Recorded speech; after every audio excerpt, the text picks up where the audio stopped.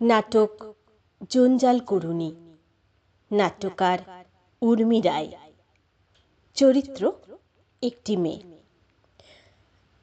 আচ্ছা, আপনি কি কোনোদিনও ওই জঞ্জালে রাস্তা করে গেছেন? বোধহয় নয়। অথচ পথে চলতে চলতে কোনোদিনও যে নাকে রুমাল চাপা দিয়ে চলেননি এমনও তো নয়। আসলে ভালো করে চারপাশে তাকালেই দেখবেন কিছু লোক ওই সমস্ত প্রতিগন্ধময় জঞ্জালের মধ্যে একটা লাঠি হাতে সোনার পাথর বাটি খোঁজার মতো করে অহর্নিশ কি যেন খুঁজে চলেছে।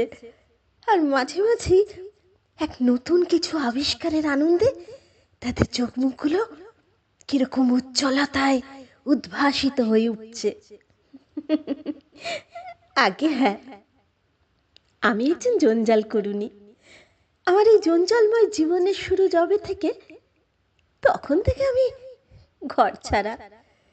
সেই যে বন্যায় আমার গ্রাম ঘর ভেসে গেল, সেই থেকে আমি ভবঘুরে ওই ভাসতে ভাসতে কলকাতায় চলে এসেছি। আগে থাকতাম ওই মেডিকেল কলেজের পাশের রাস্তাটায়। এখন কলের পাইপের মধ্যে আমার আস্তানা গেড়েছি। আস্তা করে ফেলে দেওয়া পাউরুটিটা যে টাটকা নয় সেটা তো সবাই জানে, কিন্তু আমি সেটা খেয়েও মরিনি তো, মরিনি। দেখুন, সেই খেয়ে 26টা বছর কিরকম কাটিয়ে দিলাম। ভাগ্য ভালো থাকলে ওই মিষ্টি দোকানের সামনের জঞ্জালের রাস্তাঘুর থেকে না সিঙ্গারাটা মিষ্টিটা পাই। কড়া পাকের মিষ্টি হলে একেবারে চোখ বুজে খেয়ে নিই, আর সিঙ্গারার পুরটা ফেলে দিয়ে খোসাটা, সেটাই বা কম কি বলুন? পাইস হোটেলের ফেলে দেওয়া ভাত আপনাদের মাছির লার্ভার মতো মনে হলেও আমার কাছে কিন্তু ওটাই অমৃত। এই তো কদিন আগে ওই কলেজ স্ট্রিট মার্কেটের জঞ্জাল থেকে একটা আস্ত ধপধপে সাদা নধর ফুলকপি পেয়েছিলাম। ভাগ্যিস পাতায় ঢাকা পড়েছিল।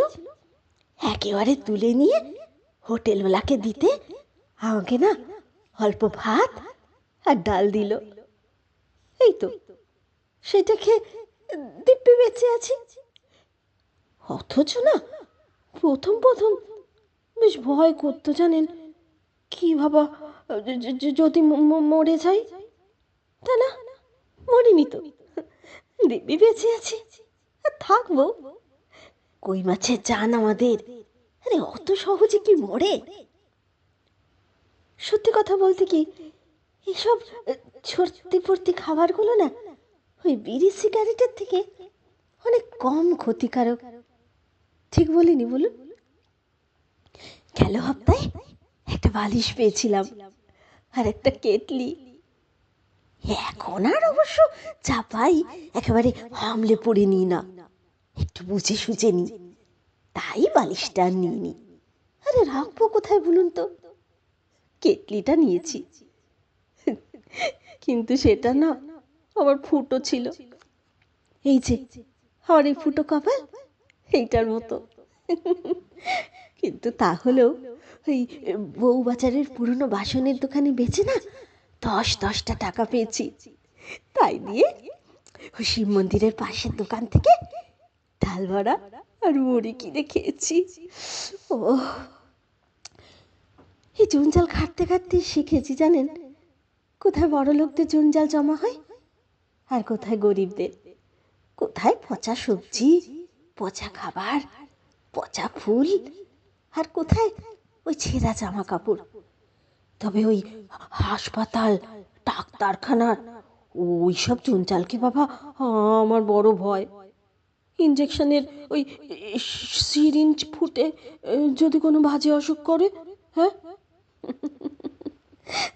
না না, এখন আর হাত দিয়ে জঞ্জাল ঘাটি না, এখন একটা লাঠি দিয়ে ঘাটি আর একটা গামবুট, ওইটা পরে জঞ্জালের উপরে উঠি। আর সঙ্গে সব সময় একটা প্লেট রাখি। একবার একবার একটা কেট শো পেয়েছিলাম, হ্যাঁ, পেরায় নতুন। না না, বেচিনি, ঝুবড়িতে রেখে দিয়েছি। ওই রোদে যখন বীজ গলে গিয়ে গরমে খুব পথ চলতে কষ্ট হয়, তখন ওইটা পরে নি। এই এই আমার বিলাসী জীবন। তবে বেশিরভাগই ওই রসিদ, কাগজ, বিল, ব্যাংকের বই, নোটবুক, স্কুল কলেজের ছেলেদের খাতা, ছেঁড়া প্রেমপত্র, এইসব পাই। সব জিনিস যে অবশ্যই বিক্রি করে টাকা পাই তা নয়, কিছু জিনিস দেখে না আমার মজাও লাগে খুব। একবার একটা চোখ পিটপিটে পুতুল আর একটা কলের কুকুর পেয়েছিলাম। নিনি নিনি, ওই যে বললু, এখন আর সব জিনিস নিই না, একটু বুঝে সুঝে নিই, নইলে রাখবো কোথায়। মাঝে মাঝে না আমার নিজেরও খুব হাসি পায়, জানেন। আচ্ছা বলুন তো, আমার তো কিছুই নেই, একেবারে নিঃস্ব। এই জঞ্জাল করিয়ে পেট ভরাই, কিন্তু কত তো বড় লোক আছে, তারাও কিনা আমারই মতো ওই পয়সার জন্য একেবারে হামলে বেড়ায়। হ্যাঁ, আরে বাবা, তাদের তো এমন নয় যে না খেতে পেয়ে মরছে, তবু দেখুন রাত দিন কিরকম পয়সার জন্য একেবারে হন্যে হয়ে ছুটছে। ওদের জন্য না আমার খুব দুঃখ হয়, করুণাও হয়। গতকাল 1-2টা টাকা পেয়েছি জঞ্জালে। হ্যাঁ, একটা কালো চামড়ার ব্যাগে ছিল। এই যে সামনে থানা, ওই থানার বড়বাবুকে গিয়ে দিয়ে এসেছি। তাই এখন থানায় যাচ্ছি। আজকে ওরা আমাকে ডেকেছে কি নাকি আমাকে প্রাইজ দেবে। হ্যাঁ, আচ্ছা বলুন তো, জঞ্জাল করুনি প্রাইজ পাবে, তাই তো যাচ্ছি। আপনারা কিন্তু কোথাও যাবেন না, হ্যাঁ, আমি এক্ষুনি আসতেছি, এক্ষুনি আসতেছি। জঞ্জাল করুনি প্রাইজ পাবে, প্রাইজ।